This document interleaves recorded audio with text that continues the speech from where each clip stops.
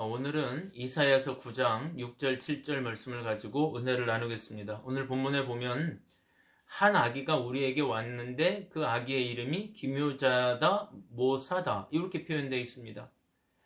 기묘자요 모사다 이 말은 우리 성경으로 보면 따로 떨어져 있는 단어 같지만 사실은 연결된 단어입니다. 기묘자란 말은 wonderful 이라는 뜻이고 모사라는 말은 카운슬러라는 뜻입니다. 그래서 기묘자요 모사란 말은 원더풀 카운슬러라는 뜻입니다. 원래가 놀라운 상담자라는 뜻이죠. 제가 이 카운슬러라는 단어를 보고 생각나는 책이 한 권 있었습니다. 그건 뭐냐면 빅터 프랭클이라고 하는 유대인 정신분석학자가 쓴 죽음의 수용소에서라는 책입니다. 여러분도 많이 읽어보셨을 겁니다. 이분은 유대인이라는 이유만으로 잡혀서 아우슈비츠 감옥에서 살다가 극적으로 살아남은 분입니다. 부모와 아내를 잃고 여동생과 자신만 살아남은 아주 비극적인 삶을 살아오신 분입니다. 이분이 아우슈비츠에서 겪은 이야기를 담담하게 엮은 글이 바로 이 책입니다. 이 책을 보면 아우슈비츠의 참혹한 현실이 그대로 드러나 있습니다. 그 중에 일부만 소개해드리면 이렇습니다. 아우슈비츠로 가는 열차 안에는 약 1,500명 정도의 유태인들이 타고 있는데 수용소에 도착하면 그 중에 90% 이상이 도착 즉시 가스실 등에서 죽음을 맞습니다. 가스실로 보낼지 수용소로 보낼지는 그곳에서 관리하는 장교의 이 손가락 하나로 결정이 됩니다. 오른쪽으로 가면 사는 것이고 왼쪽으로 가면 가스실로 가는 이 단지 까딱하는 손가락 하나로 그들의 삶의 운명이 결정되는 겁니다. 살아남은 사람들은 다 이름이 아니라 번호로 불리게 되는데 이 빅터 프랭클은 119, 104번을 받았습니다. 이들이 수용시설에 들어갈 때는 온몸에 털이 다 깎인 채 알몸으로 들어가게 되는데 마치 동물 사육장과 같은 시설에 하루 급식량은 묽은 스프 조금과 약간의 빵 한 조각. 강제 노동에 시달리기 시작합니다. 노동을 게을리하면 교수형에 처해지고 건강이 나빠져 혈색이 안 좋아도 가스실로 보내어집니다. 빅터 프랭클은 작은 유리 조각 하나, 운동하다가 작은 유리 조각 하나를 발견해서 그것을 가지고 매일 주어지는 약간의 컵에 물컵, 약간의 컵 하나의 물로 그걸로 원래 하루를 살아야 되는데 그 물을 아껴가면서 면도를 했다고 합니다. 상황이 이렇다 보니 죽지 않기 위해서 나치의 앞잡이가 되어 동포들을 더욱 잔혹하게 괴롭히는 사람들이 나왔는데 그들을 카포라고 불렸습니다. 이들은 독일 친위대원보다도 더 잔혹하게 동족들을 핍박하고 더 냉혹하게 구타했다고 합니다. 단 2장의 담요로 9명이 함께 사용해야 하기 때문에 다투는 일이 많아졌고 겨울에는 혹독한 추위와도 싸워야 했습니다. 그들이 수용소에 들어가서 맨 처음 하는 일이 이 배설물, 인간의 배설물이죠. 그런 것들을 옮기는 일이었는데 그것을 옮기다가 얼굴에 오물이 튀어서 손으로 닦아내면 구타를 당하고 또 냄새가 역겨워서 찡그리면 또 구타를 당합니다. 그래서 나중에는 이들의 얼굴에 표정도 없어지고 감정도 없어져 버립니다. 프랭클 자신도 불과 2시간 전까지 자신과 대화하던 동료가 목숨을 잃게 되는데도 태연하게 식사를 하게 되더라는 고백도 있습니다. 그런데 그런 와중에도 보니까 생명이 꺼져가는 사람들에게 자신의 빵을 나누어 주며 환자들을 돌보는 이들도 생기더라는 겁니다. 더 많은 이야기들을 할 수 있겠습니다만은 앞으로 읽으실 분들을 위해서 남겨두기로 하고 오늘 말씀드리고 싶은 것은 이런 겁니다. 사실 이 책이 말하려고 하는 바는 아우슈비츠의 참혹한 현실이 아닙니다. 작가가 말하고자 하는 바는 이러한 참혹한 현실, 아우슈비츠라고 하는 아주 고통스러운 현실에서도 사람들은 각자의 선택을 따라서 자신의 삶을 결정하고 살아가더라는 겁니다. 빅터 프랭클 자신도 자신이 살아남기 위해서 매일매일 하는 일이 있었는데, 그건 뭐냐면 저녁마다 아내와 대화하는 상상을 합니다. 마치 아내가 눈앞에 있는 것처럼 매일매일 대화를 하면서 자신의 삶을 버텨내는 겁니다. 아내가 살았는지 죽었는지 그것은 빅터 프랭클에게 큰 의미가 없습니다. 단지 저녁을 버텨내기 위한 수단으로 저녁마다 아내를 떠올려서 마치 눈앞에 있는 것처럼 대화를 하고 잠자리에 드는 겁니다. 그러면서 빅터 프랭클이 주목했던 건 이런 겁니다. 절망적인 상황에서도 사람들은 각자의 어떤 의미, 아주 조그마한 의미들을 찾아서 그것을 가지고 삶을 버텨내더라. 연극을 하거나 노래를 부르거나 숲속에 가서 숨을 쉬거나 하면서 절망적인 상황을 버텨내는데, 더 놀라운 것은 그 참혹한 상황 속에서도 자신에게만 매몰되지 않고 주변의 사람들을 배려하고 살가운 말을 하고 자신의 마지막 빵마저도 아낌없이 건네면서 인간다움을 잃지 않으려고 노력하면서 사는 사람들도 있더라는 겁니다. 그러면서 빅터 프랭클은 이런 결론을 내립니다. 인간이 어떤 상황을 만났을 때, 아주 절망적이고 고통스러운 상황을 만났을 때, 그것이 내가 바꿀 수 없는 현실이라면 그 사람은 그 삶의 현실을 바꿀 수 없다면 그 현실을 대하는, 그 삶을 대하는 자신의 태도를 바꾸더라는 겁니다. 상황을 바꿀 수 없다면 참혹한 현실에서 살아남기 위해 자신의 삶의 태도를 결정하더라는 겁니다. 나치에 부역해서 카포로 살아가든지, 아니면 고통스러운 현실에서 자기보다 더 고통스러운 사람들을 위해 자신의 빵을 나눠주며 성자의 삶을 살든지 자신의 태도를 결정하고 그것을 살아가더라는 겁니다. 꼭 같은 상황인데 어떤 사람은 돼지처럼 살기로 결정을 하고 어떤 사람은 성자처럼 살기로 결정을 하더라는 겁니다. 그것이 그 자신의 의지에 달려 있더라는 겁니다. 그러면서 그는 생각합니다.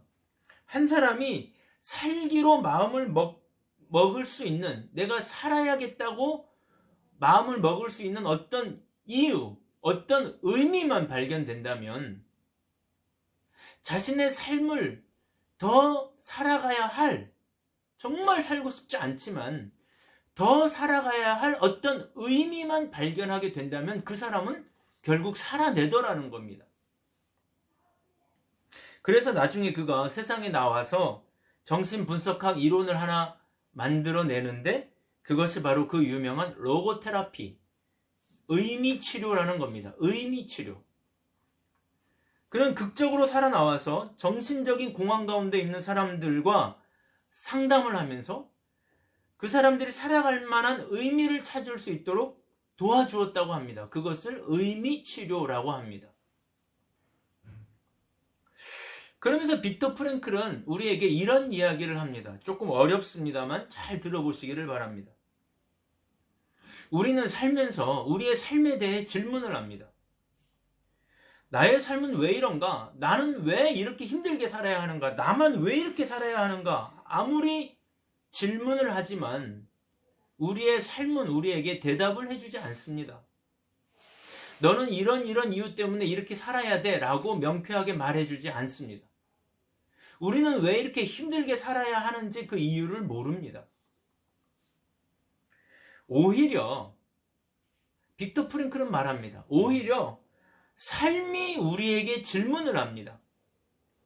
지금 너의 삶이 이런데, 지금 너의 삶이 이렇게 어려운데, 너의 상황이 이렇게 힘든데 너는 어떻게 살기로 결정을 할래? 이렇게 우리에게 질문해 온다는 것입니다. 삶이. 그러면 우리는 우리의 의지를 가지고 어떤 의미를 찾아내서 나는 이렇게 살기로 결정한다.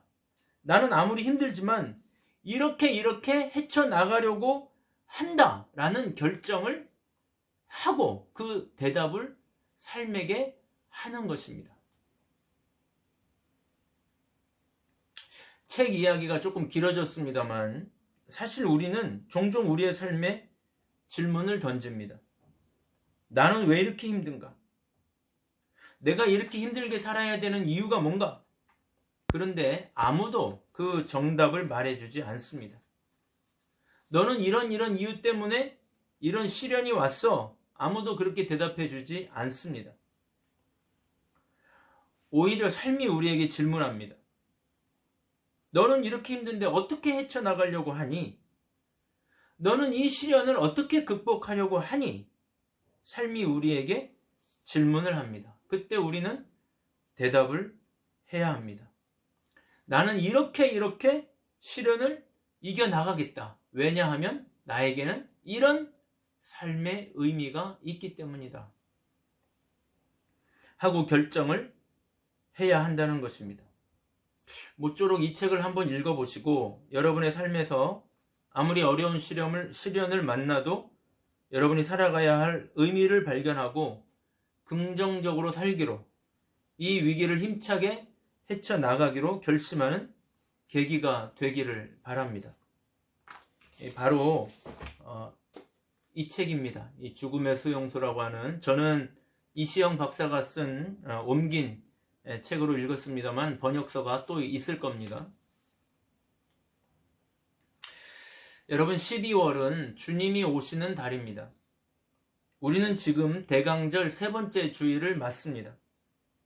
저의 이야기를 잠시 드리자면 저도 20대 초반에 삶의 의미를 잃어버린 채 그 의미를 찾아 헤매던 때가 있었습니다. 그때 제 삶의 의미로 다가오신 분이 계셨는데 바로 예수 그리스도였습니다. 주님은 저에게 내가 의미다, 내가 길이다, 내가 진리다 이렇게 말씀해 주셨습니다. 오늘 본문을 보면 오늘 성경에도 예수님은 기묘자다, 모사다 이렇게 표현되어 있습니다. 앞에서도 말씀을 드렸지만 원더풀 카운슬러다 이렇게 말씀합니다. 저는 젊은 날이 예수님이라고 하는 원더풀 카운슬러를 만났고 지금도 저에게는 예수님이 여전히 원더풀 카운슬러입니다. 많은 위기 상황에서 주님은 원더풀하게 상담을 해주시고 원더풀하게 인도해 주셨습니다. 제 딸 아이의 이름이 하경입니다. 14살짜리인데 하나님의 경이로움이라는 뜻입니다. 영어로 하면 wonderful God, 그 정도 될 겁니다. 이 아이가 나오기 전에 제 아내는 2번의 유산을 했습니다. 우리는 아이를 가지지 못하는 줄 알았습니다. 절망적이 되었습니다. 그런데 6년 만에 이 아이가 태어난 것입니다. 그래서 이름을 하경, 하나님의 경이로움이라고 지었습니다. 저는 요양원에서 사역을 합니다. 저는 요양원에서 사역을 하기 때문에 돌아가시는 할머니들을 자주 봅니다. 그런데 어떤 경우 굉장히 신비로울 때가 있습니다. 할머니들이 임종을 하셔야 되는데 힘겨운 호흡만 하시면서 도무지 돌아가시지를 않는 겁니다.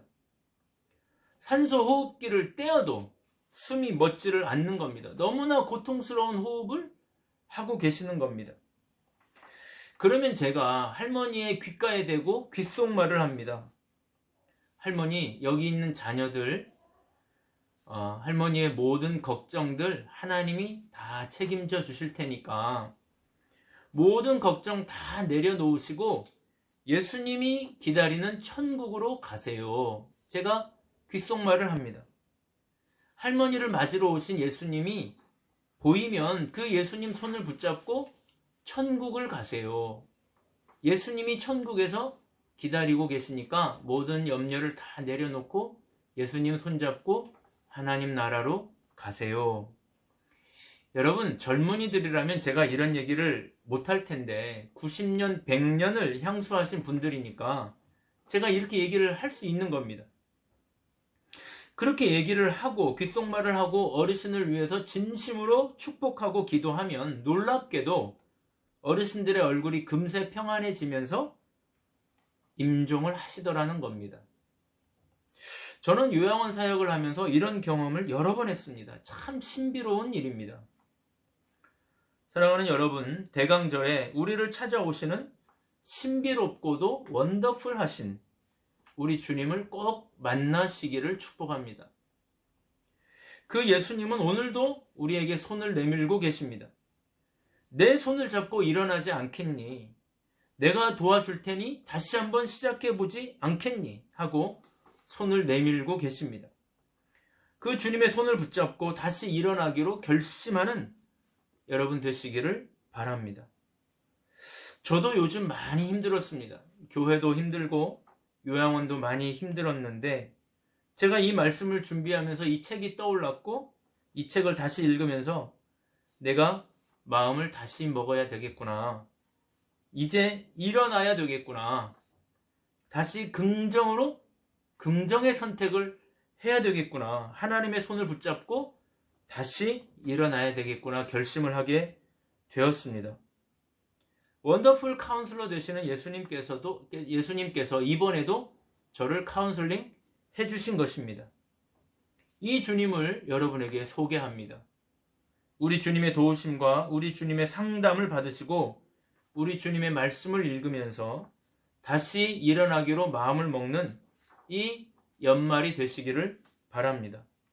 여러분들의 내년과 여러분들의 앞날을 축복하고 또 축복합니다.